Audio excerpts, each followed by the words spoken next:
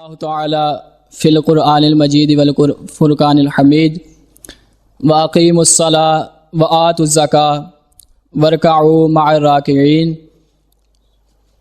ان اللہ وملائکتہ یصلون علی النبی یا ایھا الذین آمنوا صلوا علیہ وسلموا تسلیما الصلاۃ والسلام علیک یا سیدی یا رسول اللہ الصلاۃ والسلام علیک یا سیدی یا سیدی یا سیدی یا حبیب اللہ الصلاۃ والسلام علیک یا سیدی یا سیدی یا خاتم النبیین الصلاۃ والسلام علیک یا سیدی یا رحمۃ للعالمین مولایا صلی وسلم دائما ابدا علی حبیبک خیر الخلق کلہم۔ حمد و صلوات کے بعد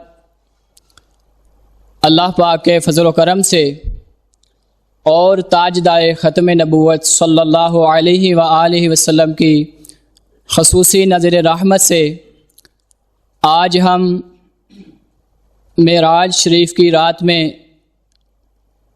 اپنا یہ پروگرام کر رہے ہیں۔ اللہ کریم سے دعا ہے کہ اللہ کریم ہماری اس کاوش کو اپنی بارگاہ میں قبول فرمائے اور ہمیں ہمیشہ آخری سانس تک اپنی فرما برداری میں رہ کر زندگی گزارنے کی توفیق عطا فرمائے۔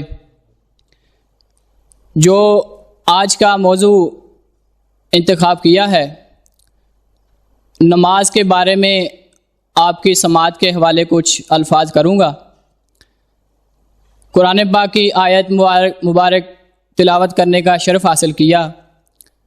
سورہ بقرہ آیت نمبر 43 میں اللہ کریم ارشاد فرماتا ہے وَأَقِیمُوا الصَّلَاةَ وَآتُوا الزَّکَاةَ وَارْکَعُوا مَعَ الراکعین۔ اس میں اللہ عز و جل نے ارشاد فرمایا اور نماز قائم رکھو اور زکوٰۃ ادا کرو اور رکوع کرنے والوں کے ساتھ رکوع کرو۔ اس میں اللہ عز و جل نے نماز کا بھی حکم ارشاد فرمایا ہے اور زکوٰۃ کا بھی حکم ارشاد فرمایا ہے، لیکن آج ہم صرف نماز پر ہی گفتگو کریں گے۔ اللہ کریم سے دعا ہے کہ اللہ کریم ہمیں حق بولنے کی اور جہاں بذریعہ انٹرنیٹ یہ آواز جائے جو بھی سنے ان کو عمل کرنے کی توفیق عطا فرمائے۔ پہلے نماز کی آپ کی بارگاہ میں قدر اور منزلت پیش کروں گا کہ اس کی کتنی قدر ہے، اس کا کتنا اونچا مرتبہ ہے۔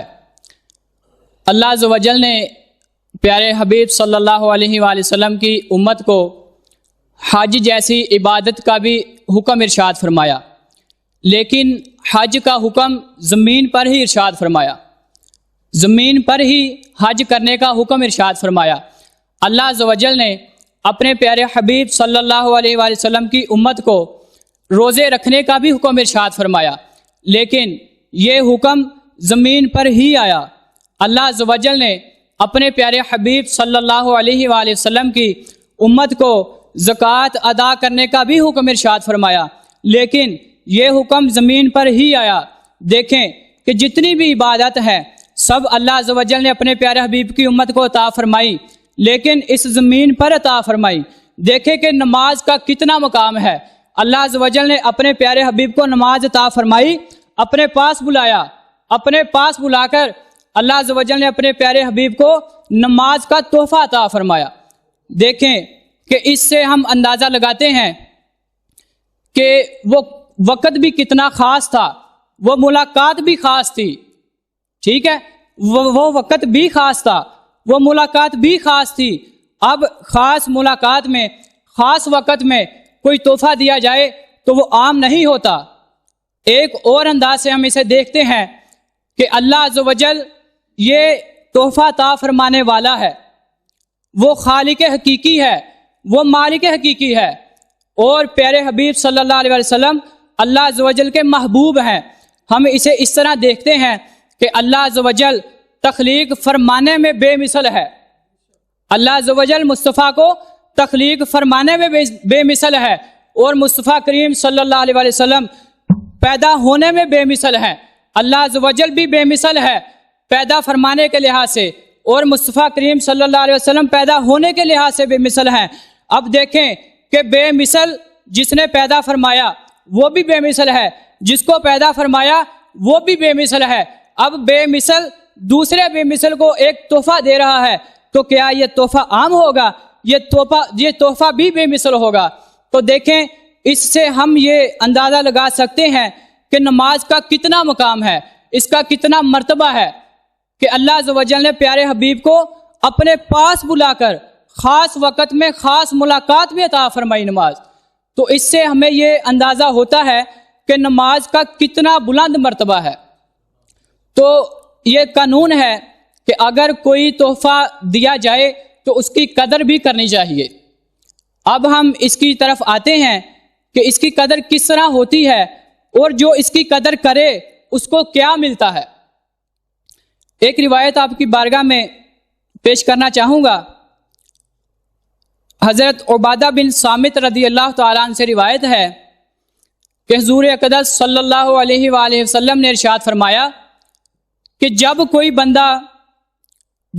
بھی بندہ اچھی طرح وضو کرتا ہے، جب کوئی بھی بندہ اچھی طرح وضو کرتا ہے پھر نماز کے لیے کھڑا ہوتا ہے، فرمایا کہ کوئی بھی اچھی طرح وضو کرتا ہے اور نماز کے لیے کھڑا ہوتا ہے اور صحیح طور پر رکوع اور سجود اور قرات کو ادا کرتا ہے۔ یہ شرائط ہیں کہ رکوع بھی صحیح طریقے سے ہونے چاہیے اس کام کے لیے، یہ جو اس حدیث میں آئے گا، اور سجود بھی اچھے طریقے سے شریعت کے مطابق اور قرات بھی شریعت کے مطابق ہونی چاہیے۔ فرمایا کہ جب کوئی شخص وضو کرتا ہے اور اپنے رب کے حضور کھڑا ہوتا ہے اور نماز میں رکوع اور سجود بالکل قرات شریعت کے مطابق کرتا ہے، تو دیکھیے نماز کہتی ہے اللہ عز و جل تجھے اپنی امان میں رکھے۔ جس نے نماز کو ادا کیا شریعت کے مطابق، نماز کہتی ہے کہ اللہ عز و جل تجھے اپنی امان میں رکھے، اور پھر اسے آسمانوں کی طرف اٹھایا جاتا ہے۔ جو نماز شریعت کے مطابق صحیح رکوع اور سجود اور قرات کے صحیح ہونے کے ساتھ ساتھ ادا کی جائے، نماز آسمانوں کی طرف اٹھائی جاتی ہے اور آسمانوں کے دروازے کھول دیے جاتے ہیں۔ پھر اس نماز سے نور پیدا ہوتا ہے جو بہت ہی روشنی کرتا ہے، اور پھر اس نماز کو اللہ عز و جل کی بارگاہ میں پیش کیا جاتا ہے۔ دیکھیں کہ نماز کو اللہ عز و جل کی بارگاہ میں پیش کیا جاتا ہے تو نماز بارگاہ الہی میں یہ کہتی ہے، سنیں ذرا، اللہ عز و جل کی بارگاہ میں یہ نماز کہتی ہے کہ یا مولا کریم جس نے مجھے صحیح طریقے سے ادا کیا اس کی مغفرت فرما۔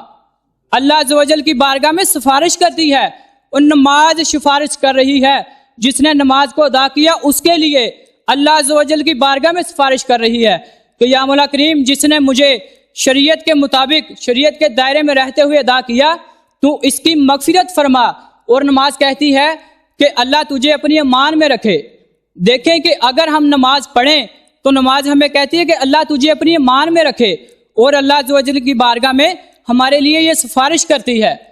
تو آج یہ جو بیماریاں ہیں، یہ کرونا وائرس کا رولا رو رہے ہیں، دیکھیں کہ اگر اور اس کی وجہ سے ہمیں نماز سے بھی روکا جا رہا ہے۔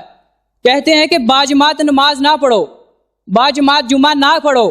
دیکھیں کہ نماز تو کہتی ہے جو اسے ادا کرتا ہے کہ اللہ تجھے اپنی امان میں رکھے، اور جو اللہ عز و جل کی امان میں آ جائے اسے کیا کرونا وائرس کا ڈر ہوگا۔ تو نماز ہمیں یہ حکم دیتی ہے شریعت ہماری کہ نماز ادا کرو، بھلے کوئی بھی پریشانی ہو، جس طرح کی مرضی تکلیف ہو، نماز کو جماعت کے ساتھ ادا کرو۔ تو نماز تمہارے لیے دعا کرے گی کہ یا مولا کریم اسے اپنی امان میں رکھ، اور نماز تمہارے لیے اللہ عز و جل کی بارگاہ میں سفارش کرے گی۔ اور یہ تو تھا کہ جو شخص صحیح طریقے سے نماز ادا کرتا ہے۔ اب دیکھیں کہ جو شخص نماز تو پڑھتا ہے لیکن شریعت کے مطابق نہیں پڑھتا، رکوع صحیح طریقے سے ادا نہیں کرتا، سجود اچھے طریقے سے ادا نہیں کرتا، قرات کو اچھے طریقے سے نہیں پڑھتا، تو نماز کہتی ہے اللہ عز و جل تجھے برباد کرے جس طرح تو نے مجھے برباد کیا۔ جو شخص اچھے طریقے سے نماز نہیں پڑھتا شریعت کے مطابق نہیں پڑھتا، اس کو شریعت کا علم نہیں ہے، رکوع اور سجود اچھے طریقے سے ادا نہیں کرتا، تو نماز کہتی ہے اللہ عز و جل تجھے برباد کرے جس طرح تو نے مجھے برباد کیا ہے۔ پھر اس نماز کو آسمانوں کی طرف اٹھایا جاتا ہے تو اس سے تاریخی ہی تاریخی ہو جاتی ہے، اندھیرا ہی اندھیرا ہو جاتا ہے اور آسمان کے دروازے بند کر دیے جاتے ہیں۔ تو دیکھیں کہ اگر ہم نماز اچھے طریقے سے نہ ادا کریں تو وہ کہتی ہے کہ اللہ تجھے برباد کرے جس طرح تو نے مجھے برباد کیا ہے۔ تو میرے بھائیوں، جہاں تک بھی یہ آواز پہنچے، نماز پڑھیں، کوشش کریں کہ شریعت کے دائرے میں رہتے ہوئے شریعت کے قوانین کے مطابق نماز ادا کریں، پھر ہی نماز کا فائدہ ہوگا۔ ایک اور حدیث پاک آپ کی سماعتوں کے نظر کرنا چاہوں گا۔ حضور اقدس صلی اللہ علیہ وآلہ وسلم نے ارشاد فرمایا، آپ صلی اللہ علیہ وسلم نے ارشاد فرمایا کہ ایک دفعہ میں نے قصد کیا کہ نماز پڑھانے کا حکم دوں۔ فرمایا کہ میں نے قصد کیا کہ نماز جماعت کے ساتھ پڑھانے کا حکم دوں اور اپنے چند صحابہ کو کہوں کہ لکڑیاں اکٹھی کریں۔ فرمایا کہ میں نے قصد کیا کہ نماز جماعت کے ساتھ ادا کرنے کا حکم دوں اور کچھ صحابہ کو کہوں کہ لکڑیاں اکٹھی کرو، مفہوم میں ذکر کر رہا ہوں۔ فرمایا کہ نماز قائم ہو جائے جماعت، اور جو لکڑیاں اکٹھی کی ہیں ان سے کیا کرنا ہے؟ فرمایا کہ جو لوگ، ذرا کان کھول کے سنیں، وہ کرونا وائرس والے بھی جو کہتے ہیں کہ جماعت کو چھوڑ دو، کرونا وائرس کی وجہ سے جماعت کو چھوڑ دو، حضور کیا فرما رہے ہیں؟ فرمایا کہ میں نے قصد کیا کہ اپنے غلاموں کو کہوں کہ جماعت کے ساتھ نماز قائم کرو اور کچھ صحابہ کرام لکڑیاں اکٹھی کریں۔ فرمایا کہ جو لوگ جماعت میں حاضر نہیں ہوئے ان کے گھروں میں آگ لگا دوں اور انہیں جلا دوں۔ فرمایا کہ میں یہ کس لیے اس کام کو کس لیے نہیں کرتا؟ فرمایا کہ گھروں میں بچے اور عورتیں ہیں، اس لیے میں یہ کام نہیں کرتا۔ تو حضور تو فرما رہے ہیں کہ جماعت کے ساتھ نماز ادا کرو، تو آج یہ رونا رویا جا رہا ہے کہ جماعت کو چھوڑ دو۔ معاذ اللہ، اگر تم جماعت کے ساتھ نماز پڑھو گے تو کرونا وائرس لگ جائے گا، بیماریاں لگ جائیں گی۔ تو اس حدیث پاک سے ثابت ہوتا ہے کہ نماز با جماعت ہی ادا کرنی چاہیے۔ اور ایک اور روایت آپ کی بارگاہ میں پیش کرنا چاہوں گا، اس سے والدین کو نصیحت بھی پکڑنی چاہیے کہ رسول پاک صلی اللہ علیہ وآلہ وسلم نے ارشاد فرمایا کہ اپنے بچوں کو 7 سال سے نماز کا حکم دو۔ فرمایا کہ جب 7 سال کے ہو جائیں تو انہیں نماز پڑھنے کا کہو، اور جب 10 سال کے ہو جائیں اگر نہ پڑھیں تو انہیں ذرا سختی کے ساتھ پڑھاؤ، مفہوم ہے۔ تو دیکھیں کہ سرکار صلی اللہ علیہ وسلم نے ہمیں تو یہ حکم دیا ہے والدین کو کہ اپنے بچوں کو شریعت پر عمل کرنے کی ترغیب دلاؤ، مفہوم ہے، کہ نماز پڑھنے کا انہیں کہو۔ 7 سال کے جب ہو جائیں تو نماز پڑھنے کا کہو، اگر جب 10 سال کے ہو جائیں نہیں پڑھتے تو ذرا سختی سے کہو۔ تو دیکھیں کہ والدین نے آج بچوں کو یہ تو سکھایا کہ پیسے کیسے کمانے ہیں، پیسے کس طرح اکٹھے کرنے ہیں۔ کاش کہ والدین نے اپنے بچوں کو علماء کی نظر کیا ہوتا اور انہیں نماز کی فضیلت کا پتہ چلتا، انہیں دین کا پتہ چلتا کہ صرف پیسے اکٹھے کرنے ہم دنیا میں نہیں آئے، بلکہ اللہ عز و جل نے ارشاد فرمایا وَمَا خَلَقْتُ الْجِنَّ وَالْإِنسَ إِلَّا لِيَعْبُدُونَ۔ فرمایا کہ جنوں اور انسانوں کو اپنی عبادت کے لیے پیدا کیا ہے۔ تو دیکھیں کہ سرکار صلی اللہ علیہ وسلم ارشاد فرما رہے ہیں کہ اپنے بچوں کو بھی نماز کی دعوت دیا کرو۔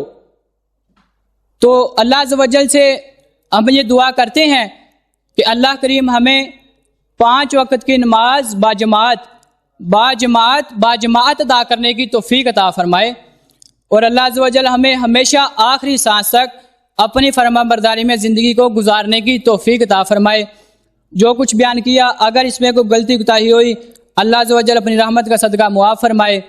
وما علینا الا البلاغ المبین۔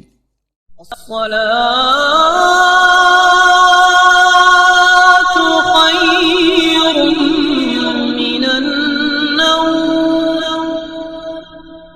الصلاة